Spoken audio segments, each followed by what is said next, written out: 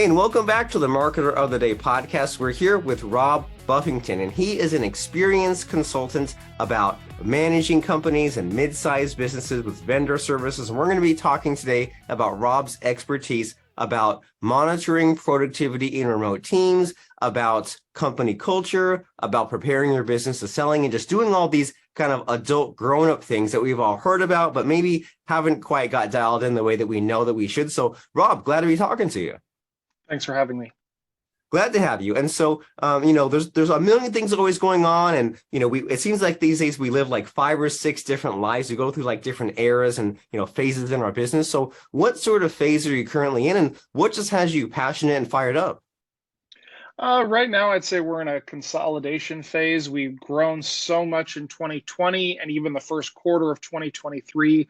Now we actually have to put the work in and make things run smoothly. We acquired 4 companies last year, and we brought on a lot of really experienced and senior level staff in the last 6 months. So now we got to get everybody to work together and get on the same page and figure out where everybody's responsibilities begin and end. But on the whole, we're excited about what that looks like.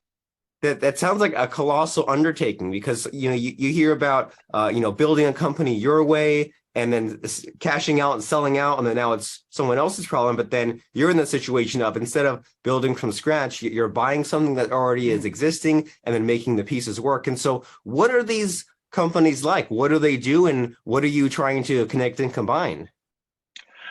It depends on the time. We're always on the lookout for good companies. We operate in the property management space. We got a couple accounting firms, a local online marketing company that helps us build our internal stuff. Usually small, but we're a big fan of buying and building. It's a lot easier to get from 10 to 100 than it is from 1 to 10. So, And would you say that, do you prefer the kind of, like, boring's a loaded word, but like the kind of like tried and true businesses, like you're saying about like property management? Because many times, like, you hear about the exciting over the top stories, like, I bought a cat food company and they developed a whole new kind of cat food, new way of doing things. But then when you say you buy like a property management company or an internet marketing company, that seems to me, or that sounds like, as a layperson, that you find this kind of company it's solid, it's working, it's making money, it's like a logical, a safe, sound decision to get it. And so, is that kind of a fair judgment, that instead of going for like the crazy roll of the dice, you're buying companies that are working? yeah, I'd say that's a fair statement. I made a rule about 8 or 9 years ago after I had a company wind down because it was a cleaning company and I was in college and I knew nothing about cleaning. And I came to the realization that I could never run a company that I couldn't do every single job. So yeah, I don't like the Hail Marys. Not that I won't take them into account, I'll try them. But when it comes time to investments and growth, yeah, I like to take things that are a little bit more tried and true and then put my positive spin on them, bring what I've learned from other industries and other ideas into existing companies. Well, fantastic. And so, as far as these companies that you built, are there any that you feel like kind of expanding on and telling us about, like, what was it like when you bought it, and what was some of your added secret sauce that you're putting in these? Um, a company that we specifically bought, Yeah. one of our I don't want to say most successful, but probably smoothest, which is always what you're looking for, is a building services company we bought in California 6 years ago. We still have it. It's not a rocket ship. It's never going to be on the Forbes list, but it's grown 10, 15, 20% a year. It has good margins. It's successfully run remotely, which is hard to do in building services. So we bought that 6 years ago. We came in, we brought in a modern CRM. The previous owner had literally filing cabinets full of paper. So we hired a scanning company to scan everything for us so we could digitize it. We built a custom dashboard so that we could better align the crews. And we hired remote staff out of Mexico to help us do all the administration. And then we hired an operations manager to run the day to day. And I wouldn't call it mailbox money because that's not really what I do, but it takes less than half an hour of my time per week, which is the goal. That is living the dream. And you're doing it in a way that for some reason it seems kind of old school, but in a good way, right? Like you're like, Mhm. I'm finding something that's working, but then you're also applying not anything too crazy, but kind of your own modern spin on it. And so would you say, is there like a checklist or a criteria that goes into you choosing these companies? Because it sounds like even just from you just explaining that just now, like there in this case, there was a like low hanging fruit, right? You Mhm. might have said, well, here's this company, and they could be doing things a lot better if they scan the documents, enter the file cabinets, got the CRM, got the remote staff. It seems like even just that alone is kind of a winning recipe, right? If someone says, well, if there's this company that it's working, but they're working way too hard and it's tired and it's outdated and maybe it could be digitized. So like, are there specific things that you look for? Yeah, we look for businesses that have low fixed costs. So, for example, I would never invest in a factory because if things go south, you're stuck with machines and capex and buildings and things like that. So, not only do you have the higher risk, but also as things grow, you're going to have to make significant capex to grow as well. Similar to a restaurant, the margins are too thin. I like service businesses. I like solid margins. I like repeat customers, not necessarily B2B, but I would rather have 200 customers than 20,000 customers. It's better to build that relationship and have better understanding with your customers. I definitely like older businesses that are the owners put the time in, and I like to buy from owners that are the opposite of me. So that company, there was a guy there for 29 years, and he started as a window cleaner. I don't know jack about window cleaning. I still don't. 6 years later, I've gone out. I've worked a truck because it's important to know your company. But I would be a terrible window cleaner. But that's perfect because it came with a bunch of employees that were great at that. So I was able to come in with my administration, automation, metrics, things like that, and form a really cohesive partnership with the existing employees. So it seems to me that you know what your strengths are and you know what your weaknesses are. So that way you know that you say, well, things that are weaknesses, I'm not even going to try to make that work. But you say, I know about the numbers and the metrics. And then as far as the building and the growth and the like the day to day, that's you're like, well, the employees are there for that. And so, Mhm. whenever you talk about buying a business, there's this real fear that like I'm gonna put a huge chunk of money into this thing and then it'll go south. I'll completely drop the ball. I'll completely ruin it. And is that a kind of fear for people to have? And like, what mistakes do you see, and how do we avoid those mistakes? Oh, it's absolutely possible. That's one of the reasons I said I don't like businesses with large fixed costs. People talk about, and this is just my opinion, but people talk about, don't think about failure, don't, believe you can do it. I don't really agree with that. I mean, yes, be optimistic, be aggressive, but be realistic too. I think you got to go in with the best and worst case scenario. So if I go in, I do go in with a plan to fail. What happens if things go south 50%?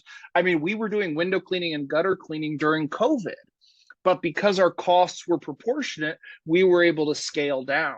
If we were a factory that lost 50% of its orders, we'd still have those same fixed costs.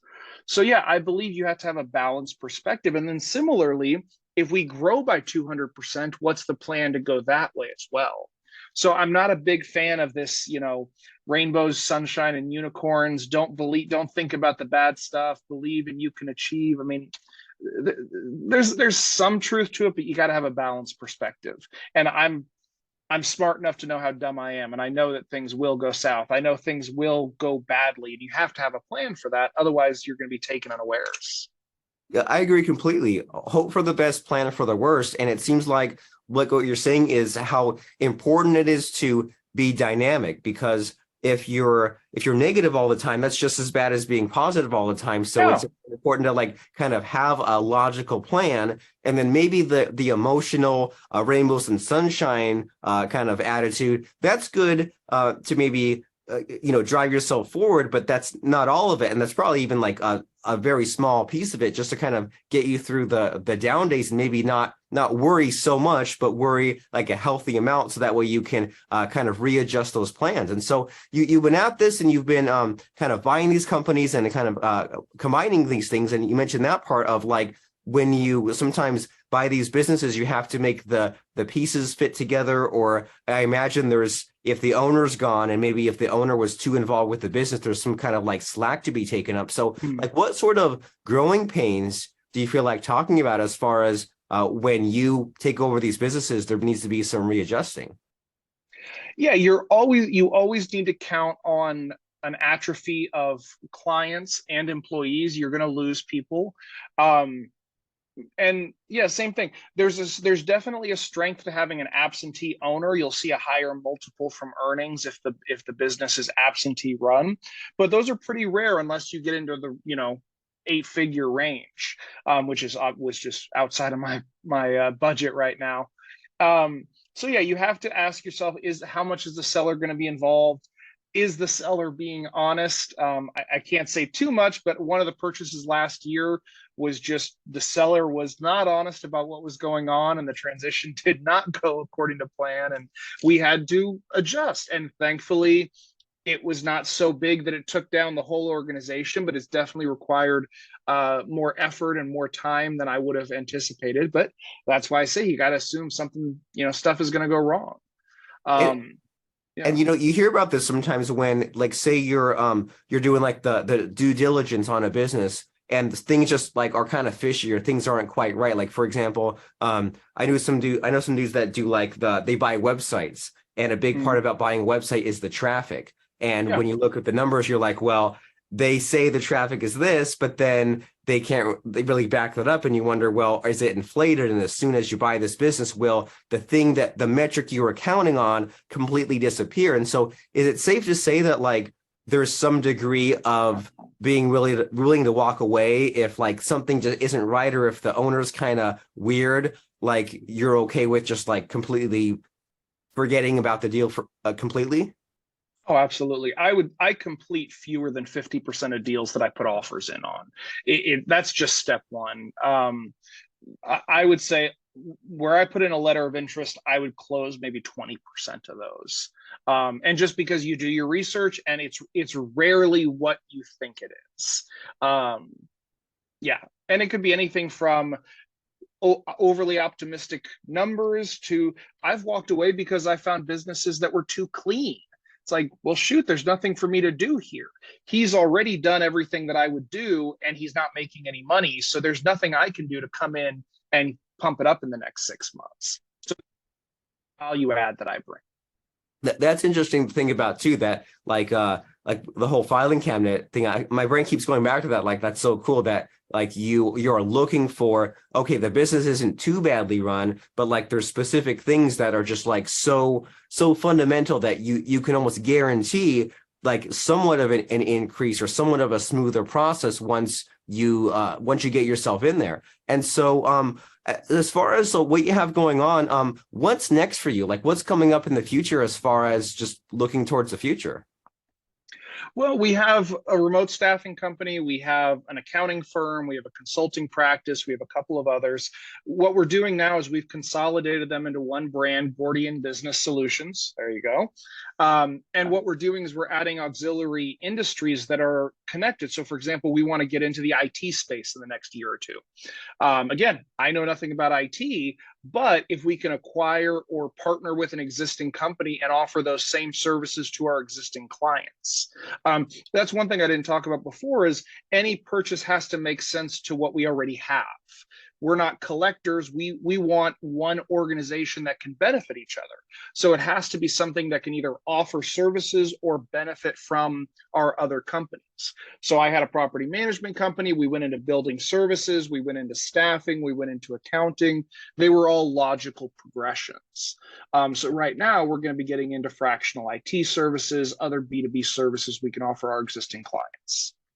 Amazing. And I think that's a kind of like an understated idea right there, that you have these businesses that they're different, but they can kind of serve each other. And then you can Mhm. kind of package it as a service as well, because many times people talk about like their portfolio. And I don't know about you, but I kind of hate that word because it sounds like you're just have all this diversity and all these things all over the place. And like if you think about some of these companies, like I mean, like Facebook, right? There's like the WhatsApp and the Instagram and the VR, and it's like all separate, but it kind of connects. And even Mhm. like Elon Musk, there's the Tesla and the cars, but there's also like the solar panels and the batteries and the going to space. And like in a way, it all kind of connects. So that way sometimes this solution will help that other thing. And that way you're not just having to like constantly like reset your brain. And so, Right. yeah, can you even imagine, as you were even just beginning to describe it, that, well, if you had a remote management company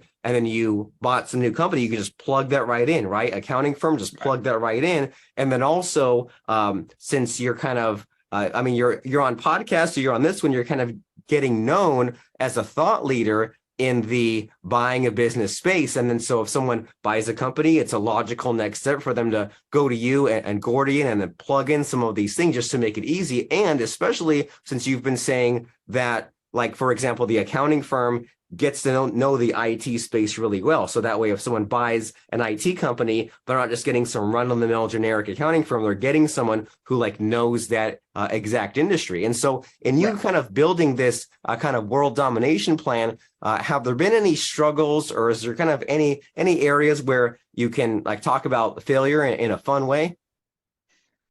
Failure in a fun way. Let's see. There's definitely failure on a daily basis. And in fact, the bigger you get, the bigger your mistakes get. So that, I mean, that never goes away.